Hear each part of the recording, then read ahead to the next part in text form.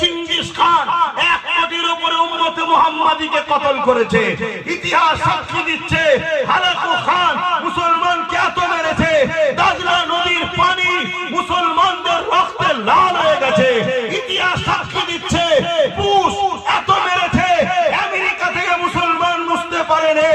আজকে তারাই সমীক্ষায় বলছে যে আগামী 40-45 এর মধ্যে ইউরোপীয় সংখ্যা গুরু হবে ইসলাম। জোরে বলুন সুবহানাল্লাহ। এদের কাছে বোম ছিল, এদের কাছে অস্ত্র ছিল, এদের হাতে পাওয়ার রয়েছে, এদের কাছে মিলিটারি আছে, এদের কাছে ফোর্স আছে।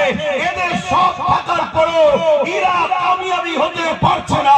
মুসলমান খালি হাতে খালি পায়ে বদরও বিজয় করেছে, ওহুদও বিজয় করেছে, খন্দকও বিজয় করেছে। এই হিন্দুস্তানেতে এক মঈনুদ্দিন আজমিরি ইনসাফের ঝান্ডা উড়িয়েছে। এই যে ইতিহাস, এই ইতিহাসকে তারা রিসার্চ করছে যে মুসলমানের হাতে তো কিছুই নাই, এদের তো কোনো পদ নাই, না জজ আছে, না উকিল আছে, না ডিএম আছে, না বিডিও আছে, না আইএস আছে, না আইপিএস আছে, না মন্ত্রী আছে, না এমপি আছে, না সিএম আছে, কিচ্ছু নাই।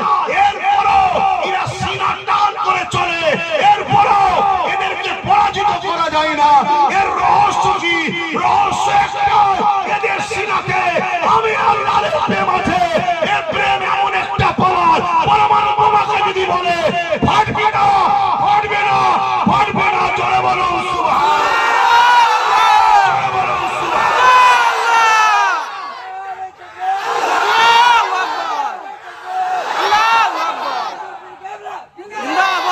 এই জন্য নবী থেকে সরাতে চাইছে। আল্লাহ দোহাই দিয়ে যুবকদের বলছি নবীর সাথে জুড়ে যাও।